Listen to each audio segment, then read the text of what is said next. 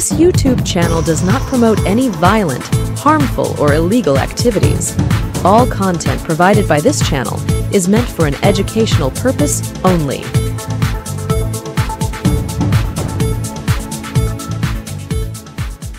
নমস্কার, শুভ সন্ধ্যা। আমি আপনাদের প্রবীর বিশ্বাস নিয়ে এলাম সব বাঙালির প্লাস পয়েন্ট প্রবীর প্লাসের আরও একটা নতুন এপিসোড।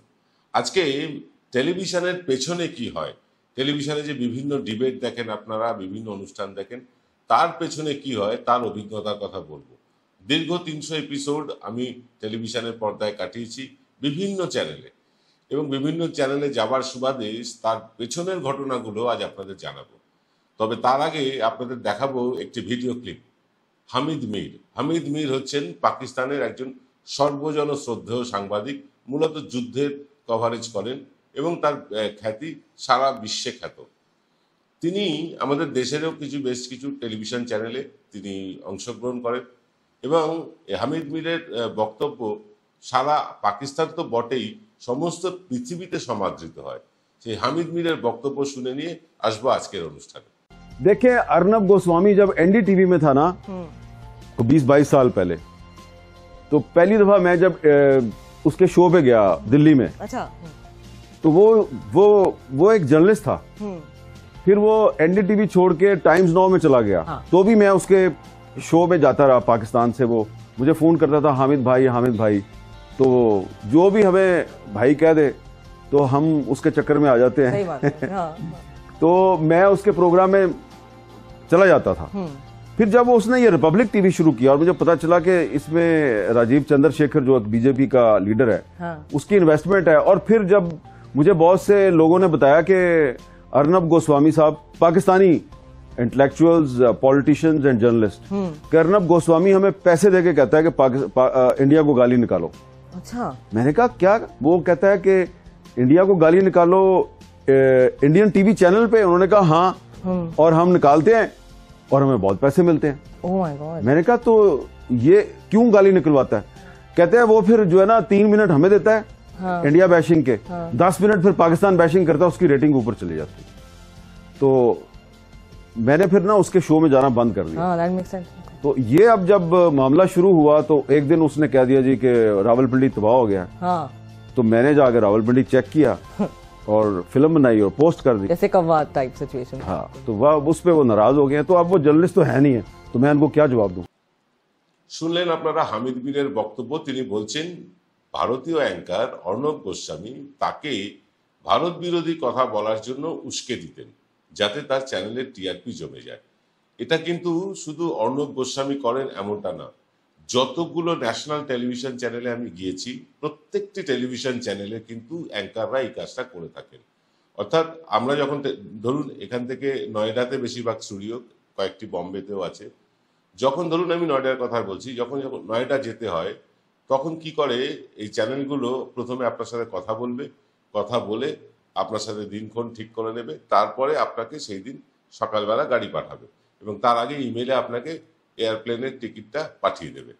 আপনি সেই টিকিটটা হাতে নিয়ে আপনি গাড়িতে বসলেন, প্লেনে উঠলেন, দিল্লি গেলেন। দিল্লি নামার পর আপনার জন্য আরও একজন ড্রাইভার অপেক্ষা করবেন, যিনি আপনাকে স্টুডিও পর্যন্ত নিয়ে যাবেন। স্টুডিওতে নিয়ে যাওয়ার পর তখন সমস্ত যারা অংশগ্রহণকারী সবাই বিভিন্ন জায়গা থেকে আসেন দেশে, তারা এক জায়গায় হন, একটা গেস্ট রুমে বসেন। সে 5 স্টার গেস্ট রুমের কথা নাইবা বললাম, কত ভালো কত সুন্দর সেটা নাইবা বললাম। যাকে সেই গেস্ট রুমে অনুষ্ঠান শুরুর কিছুক্ষণ আগে 15-20 মিনিট আগে অ্যাঙ্কার আসেন। অ্যাঙ্কার এসে সবার সাথে পরিচয় করেন। পরিচয় করে তিনি বলেন যে আজকের অনুষ্ঠান সঞ্চালনা তিনিই করবেন।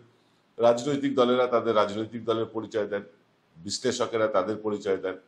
হিন্দু প্রতিনিধি থাকলে তিনি বলেন আমি হিন্দুত্বের প্রতিনিধিত্ব করতে এসেছি। ইসলামের প্রতিনিধিত্ব থাকলে তাকে বলা হয়, তিনি বলেন যে আমি ইসলামের প্রতিনিধিত্ব করতে এসেছি, এরকম। এবং ইসলামের যারা প্রতিনিধিত্ব করতে আসেন তাদের বেশিরভাগই হচ্ছে আপনার মাথায় ফেস টুপি থাকে, দাড়ি থাকে একগাল। আর যারা হিন্দু প্রতিনিধিত্ব করেন তাদের মূলত গেরুয়া তিলক, গেরুয়া উত্তরীয় এসব পরে তাদেরকে বসতে দেখা যায়। তো সেখানেই মোটামুটি তিনি তার প্রোগ্রামের এজেন্ডা বলে দেন, এবং বলে দেন যে আমরা প্রোগ্রাম এখান থেকে শুরু করব, এই অংশে গিয়ে শেষ করব। এটা হলো প্রথা। এই প্রথা অনুযায়ী তারপর চ্যানেলে প্রোগ্রাম শুরু হয়। প্রোগ্রাম শুরু হওয়ার পর অ্যাঙ্কাররা বিভিন্নভাবে উস্কে দিতে থাকেন। বিশেষ করে দিল্লি বা মুম্বাইয়ের যে টিভি চ্যানেলগুলো আছে সেখানে অ্যাঙ্কাররা হিন্দু মুসলমানটা বেশি করেন। হিন্দু মুসলমানের মধ্যে তর্ক লাগিয়ে দেন, ঝগড়া বাঁধিয়ে দেন। আপনি কথা বলতে গেলে আপনাকে থামিয়ে দেওয়া হবে। আপনি যদি আপনার গলার ভলিউম, ধরুন আমার গলার ভলিউমটা একটু জোরে বা একটু বেস বেশি, মোটা বেশি, তো স্বাভাবিকভাবেই অন্যরা যখন কথা বলেন আমার গলাটাই উপরে থাকে। তখন কি করা হয়, ওই ইকোলাইজার, যেমন আগে টেপ রেকর্ডার মেশিনে, টেপ রেকর্ডারে আসতো একটা ওই ওঠানো নামানো সুইচের মতন, সেরকম ইকুয়ালাইজারের মতন কিছু যন্ত্র থাকে। সেই ইকুয়ালাইজারের যন্ত্রের মাধ্যমে আপনার গলার আওয়াজ বাড়ানো যায়, কমানো যায়। আমার গলার আওয়াজটা একটু নামিয়ে দেওয়া হতো। অর্থাৎ আমি যেটা বলছি সেটা দর্শক আর শুনতে পাবেন না। অনেক সময় আপনারাও দেখবেন যে কোনো বক্তা হয়তো বলে যাচ্ছে, তার মুখ নড়ছে, কিন্তু আপনি তার আওয়াজ শুনতে পাচ্ছেন না। অর্থাৎ তাকে ফেড আউট করে দেওয়া হয়েছে, তার গলার আওয়াজটাকে বসিয়ে দেওয়া হয়েছে। এইরকম ভাবে চলে। এবং সত্যি কথা বলতে কি, অ্যাঙ্কাররা ডিবেট চলাকালীন উস্কে দেন বক্তাদেরকে যে আপনি এই বিষয়ে বলবেন, আপনি ওই বিষয়ে বলবেন। দেখুন মমতা ব্যানার্জি হিজাব পরে, এটা বলতে হবে। আবার তৃণমূলের প্রতিনিধিকে বলবেন, দেখুন নরেন্দ্র মোদী মিথ্যে কথা বলে, এটা বলতে হবে। এইসব বলে মানে প্রোগ্রামটাকে জমিয়ে দেওয়ার চেষ্টা করেন। জমেও যায়, ঝগড়াঝাটি হয়, তর্ক বিতর্ক হয়, একে অন্যের কাছে মানে প্রায় মারমুখী অবস্থায় চলে যান। এগুলো প্রত্যেকটাই কিন্তু এই অ্যাঙ্কারদের এবং টেলিভিশন চ্যানেলে সাজানো। আমি বলছি রাজনৈতিক দলের নেতাদের কথা বলছি না, যারা রাজনৈতিক দলের বাইরে থেকে যান, রাজনৈতিক বিশ্লেষক, বিশেষজ্ঞ, সেনাবাহিনীর প্রাক্তন কর্তা, পুলিশের প্রাক্তন কর্তা, এরকম বিভিন্ন পরিচয়ে যারা যান, তাদেরকে কিন্তু এই মানে চ্যানেলগুলো রীতিমতো উস্কে দেয়। এবার আপনি বলবেন যে আপনি কেন যেতেন চ্যানেলে? দেখুন, আমি ভালো টাকা পেতাম এই চ্যানেলে যাওয়ার জন্য। হিন্দি চ্যানেলগুলোতে বা ইংরেজি চ্যানেলগুলোতে যাওয়ার জন্য পয়সা দেওয়া হয়, আমি তো পয়সা পেতাম। এবং এই সাম্মানিকটা দেওয়া হয় অনুষ্ঠান শেষে। এবং আপনি যদি ভালো পারফর্ম করেন, মানে তাদের মনের মতন করে গুছিয়ে তাদের কথা অনুসারে চলেন আপনি, তাহলে আপনি আবার পরের প্রোগ্রামে ডাক পাবেন, না হয় পাবেন না। তো এরকম শতিনেক অনুষ্ঠান আমি করেছি বিভিন্ন টেলিভিশন মিডিয়ায়, কলকাতার এবং কলকাতার বাইরেও। কলকাতার বাইরের চ্যানেলগুলো যেমন আর্থিকভাবে প্যাকেজ দেয়, মানে আর্থিকভাবে আপনাকে পয়সা দেয় একেবারে ভাউচারে সই করিয়ে, কলকাতার চ্যানেলগুলোতে কিন্তু এই যারা অরাজনৈতিক লোক, রাজনীতির বাইরের লোক, তাদেরকে পয়সা কড়ি দেওয়া হয় না। তাদের কাউকে দুবাইতে ঘুরতে পাঠানো হয়, কাউকে গোয়ায় ঘুরতে পাঠানো হয়, কাউকে আবার কলকাতার কাছাকাছি কোনো রিসর্টে তার বান্ধবী, বন্ধু ইত্যাদি নিয়ে 2-3 দিন সময় কাটাতে পাঠানো হয়। এর জন্য বিভিন্ন রকম লোকজনকে হায়ার করেও আনা হয়। তো এই রকম চলে টেলিভিশনে। এবং এই চলে বলেই দেখবেন কিছু বিশেষজ্ঞ, কিছু বিশ্লেষক, কিছু সেফোলজিস্ট, কিছু পুলিশ কর্তা, তারা লাগাতার একই চ্যানেলে যান, অন্য চ্যানেলে তাদেরকে বিশেষ দেখা যায় না। ফলে এদের একটা টিআরপি বাড়ে, ব্যক্তিগত পরিচয় বাড়ে, তাদেরকে মানুষ চিনতে থাকেন, অনেক মানুষ জানতে থাকেন। ফলে তারা বাস্তব জীবনে তার সুবিধাটা নেন। এরকম তো আছেই, বাংলা টেলিভিশন চ্যানেলেই সুবিধে পাইয়ে দেওয়ার একটা রীতিনীতি চলে, বা এই বিভিন্ন জায়গায় ঘুরতে পাঠানো, বা কলাটা মূলটা এটা সেটা দেওয়া চলে, পয়সা দেওয়া চলে না। রাজনৈতিক দলের নেতারা, তিনি যে দলেরই হন আর যে চ্যানেলই যান, তারা একটা পয়সাও পান না, তাদেরকে কেউ এক পয়সা দেয় না, তারা তাদের দলের হয়েই গলা ফাটান। তারপরে দেখবেন যে কেউ হয়তো জলের গ্লাস থেকে জলটা ছুঁড়ে মারলো, কেউ হয়তো তেড়ে গেল। এই যে জিনিসগুলো, এটা পুরোটাই কিন্তু চিত্রনাট্যের অঙ্গ, এগুলো কিন্তু আগে থেকে তৈরি থাকে এবং অ্যাঙ্কাররা প্রস্তুত থাকেন এরকম ঘটনা ঘটবে বলে। এইরকম ঘটনা ঘটিয়ে দেওয়া হয়। ঘটানোর ফলে সেই ঘটনার ক্লিপগুলো আপনারা ইউটিউবে দেখতে পান, ভাইরাল হয়, তাদের টিআরপি রোজগার হয়, তাদের ভিউজ বাড়ে। এই হচ্ছে গিয়ে টেলিভিশনের ভিউজ বাড়ানোর চক্র। এটা টেলিভিশনের 300 এপিসোড করার পর এই অভিজ্ঞতা আমার হয়েছে। এবং তারপরে টেলিভিশনের এই তিক্ত অভিজ্ঞতার পর আমি টেলিভিশনে যাওয়া বন্ধ করে দিয়েছি। আজও প্রায় প্রতিদিন কোনো না কোনো চ্যানেল থেকে ফোন আসে সেখানে যাওয়ার জন্য, সবিনয়ে তাদেরকে বলে দিই টেলিভিশনে আমি আর যাচ্ছি না।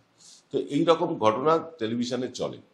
আপনারা যেটা দেখেন যে সবটাই যে অরিজিনাল, সবটাই যে একদম বাস্তবসম্মত তা নয়, অনেকটাই কিন্তু স্ক্রিপ্ট তৈরি করা থাকে, সেই স্ক্রিপ্ট অনুযায়ী চলে। বাংলা টেলিভিশনে বড় একটি দুটি চ্যানেলে সেখানে স্ক্রিপ্টটা থাকে, কিন্তু টেলিপ্রম্পটার সমেত সেই অ্যাঙ্কারের কাছে। অ্যাঙ্কার সেই টেলিপ্রম্পটারের মাধ্যমে দেখে দেখে স্ক্রিপ্ট আওড়াতে থাকেন এবং তিনি বিভিন্নভাবে বিভিন্ন দর্শক যারা অংশগ্রহণকারী তাদেরকে উস্কাতে থাকে। এইভাবে চলে বাংলা টেলিভিশন চ্যানেল এবং হিন্দি টেলিভিশন চ্যানেল। এইবার দেখবেন টেলিভিশন চ্যানেলে একটা মানে কি বলবো ধর্ম, তারা সবার আগে খবরটা দেবে, সবার আগে আপনার কাছে খবর পৌঁছানোর চেষ্টা করবে। এই সবার আগে খবর পৌঁছতে গিয়ে অনেক ভুলভাল খবর চলে আসে এবং মিথ্যে খবর চলে আসে। পরে তারা একটা মানে সৌজন্য স্বীকার করে না যে আমরা ওই খবরটা ভুল বলেছিলাম, আর করলেও মাঝরাতের কোনো একটা অংশে ছোট্ট একটা 1 মিনিটের মধ্যে বা 1.5 মিনিটের মধ্যে বললো আমরা এই অংশটা দেখিয়েছিলাম, ভুল করেছিলাম। প্রাইম টাইমে সেগুলো দেখানো হয় না। অর্থাৎ মিডিয়ার ভুলটা কোনো ভুলই না। সাধারণ মানুষ যদি কেউ একজন ভুল করে ফেসবুকে কিছু একটা পোস্ট করে বসলেন, তার জেল হাজত হয়ে যায়। কিন্তু টেলিভিশন মিডিয়ায় এইসব করেও পার পাওয়া যায়।